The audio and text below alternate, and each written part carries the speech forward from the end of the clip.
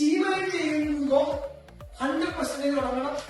ഇലക്ട്രിക്കലായി കരിപ്പറ്റി എന്ത് ചെയ്താലും 98% തുടങ്ങണം. 92% നിങ്ങളുടെ ഈ ഇലക്ട്രിക്കൽ പ്രശ്നം ആണെങ്കിൽ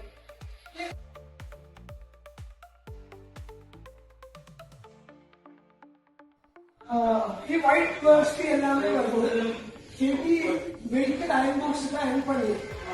ഓക്കെ, அது வந்து காட்டன் மெட்டீரியல். இதுல வந்து அயன் பண்ணி கிடைக்கும். எப்படி பண்ணுவோம்னா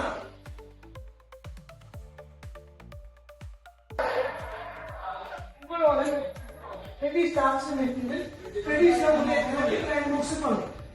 அதனால அவர் எப்படி பண்ணுவாங்க,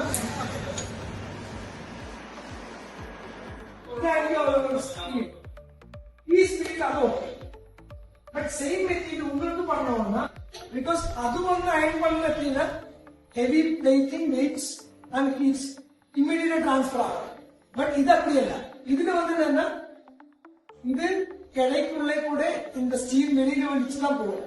அப்படின்னா அந்த இடம் கரெக்டா பிரிஞ்சு திரும்பி வர்ற மாதிரி டைம் கொடுக்கும். அப்படின்னா சென்றதுக்கு அப்புறம் உங்களுக்கு இந்த மிஷின் எவ்வளவு ஸ்டாஃப்ஸ் இருந்தாலும்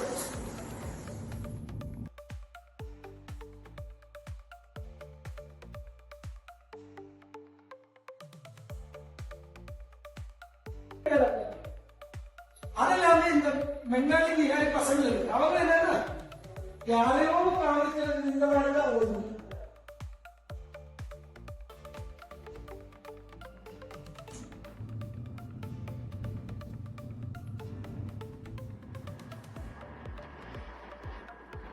ആണോ നിലവിൽ ആരെങ്കിലും നമുക്കും അറിയില്ല, അവരും അറിയില്ല.